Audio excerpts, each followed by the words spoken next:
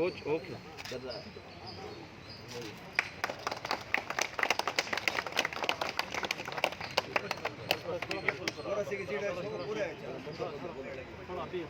अभी ऊपर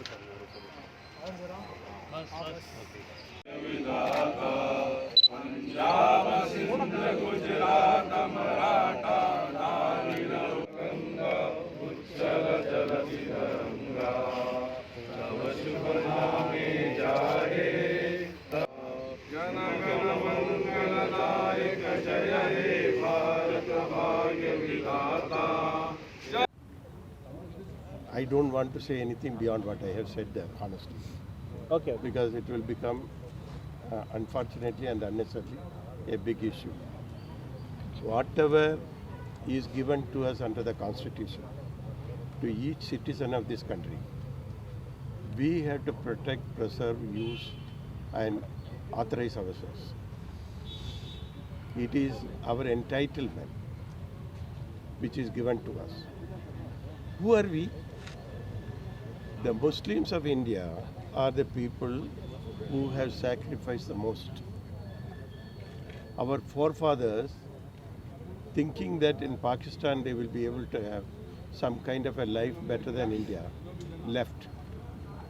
But your father, your grandfather decided that they will stay back here because they believed in India. They believed in the Indian leadership. They believed their Hindu brethren. They believed their neighbors. They believed the country. They believed the Indian independence and later the Constitution. And even till today, 72 years now, 71 years now, this is by and large fine. But in case you have a right, it is your duty, it is your responsibility to fight for it and protect it. To the minorities, what the hell did they do for us? They only got a bad name from another section of the community. We don't need anything from the government. Let us live peacefully, let them allow us to live peacefully. Whatever right you have given to other sections of the community and other religious group, you give to us, enough. We don't need anything more. We have given up our Hajj subsidy. We have given up everything. We don't need. Let them allow us to be citizens like what others are. That is all what we want. Unnecessarily, the Congress started claiming that we have done this, we have done that, etc. And then they provoke the other groups. Let us tell everybody we don't need anything. All of us to live. That is all.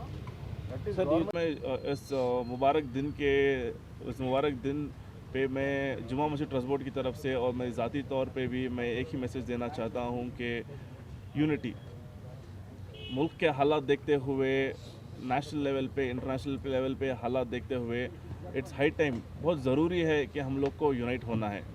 We need to unite to defeat the divisive forces. जो forces जो एक इंसान के एक secular होने के मसले पे जो ये ऐसे कुछ हथकंडे अपना रहे हैं अलग अलग तरीके से, कभी कोई फार्म बिल के नाम पे आता है, कोई प्रोटेक्शन बिल के नाम पे आता है, तो इस मौके पे जो डिवाइसिव फोर्सेस हैं, जो एक हमारी जो बहुत हमारा एक जो अजीम मुल्क है, इसको जो डिवाइड करने की कोशिश कर रहे हैं, तो इसमें एक मैं गुजारिश करता हूं और मैसेज यही देता हूं कि all secular people, all secular minded people, it's time to unite to defeat the divisive forces and the evil forces which are destroying the sovereignty of our country.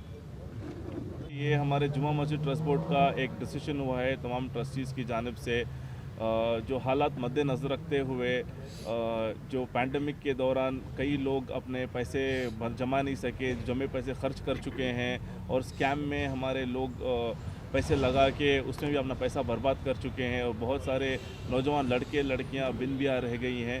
तो हमारे ट्रस्टीज़ की तरफ से ये डिसीजन हुआ है कि जुमा मस्जिद ट्रस्ट बोर्ड की जानिब से 150 सोशल मैरिजेस की रिस्पॉन्सिबिलिटी ली गई है और 150 सोशल मैरिजेस हम लोग जुमा मस्जिद ट्रस्ट बोर्ड की जानिब से करेंगे. और इसमें जो भी फंड्स है जुमा मस्जिद का फंड्स नहीं होगा.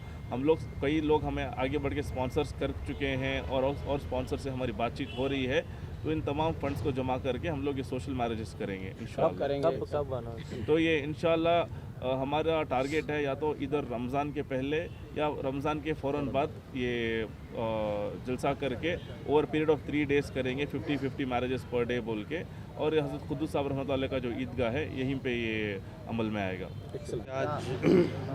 आज रिपब्लिक डे हम लोग मनाने के लिए यहाँ पर जमा हुए हैं। जुमा मस्जिद ट्रस्ट बोर्ड की तरफ से सर क़ाज़ी सैयद अब्दुल कुद्दूस साहब ईदगाह में जमा हुए हैं।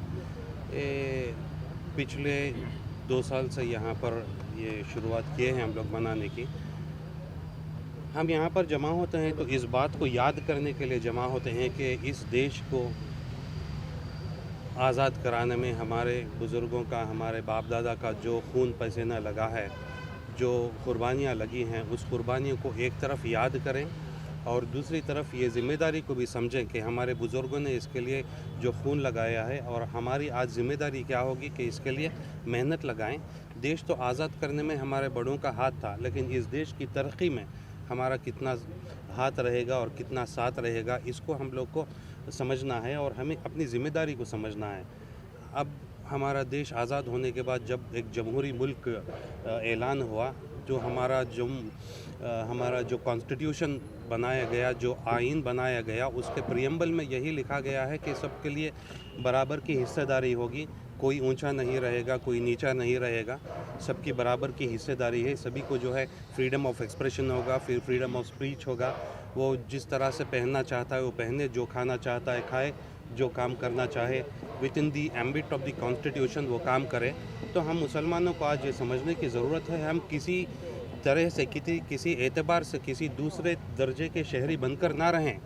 हम उस एहसास कमतरी से बाहर निकलें और इस बात को समझें कि हम किस तरह से इस देश की तरक्की में हिस्सा ले सकते हैं। और उसके लिए जैसे मैंने बताया कि फ़ंडामेंटल उसके लिए यही है कि हमारा तालीमी निज़ाम जो है, हमारी तालीमी तरक्की की बेदारी हो, हम तालीम में जो है ज़्यादा हिस्सा लें, हमारे बच्चों को एक तरफ दीन की तालीम दें और दूसरी तरफ जो है दुनियावी तालीम, एजुकेशन उसको बढ़ावा दें।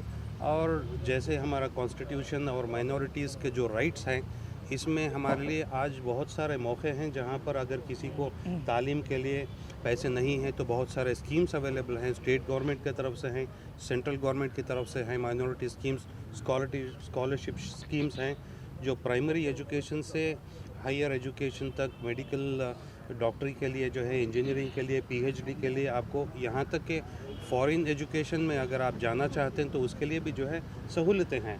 बहुत सारे हमारे मुसलमान लोगों को जो है ये शायद मालूम नहीं है, जिस वजह से जो है इसका पूरी तौर से इस्तेमाल नहीं किया जा रहा है। तो हम लोग जुमा मस्जिद ट्रस्ट बोर्ड की तरफ से भी जो है ऐसे कई कैंप्स लगाने वाले हैं जहाँ पर बेदारी हो। इन स्कीम्स को जो है बेनिफिशरीज तक पहुँचाने की भी कोशिश की जाएगी ताकि हमारा जी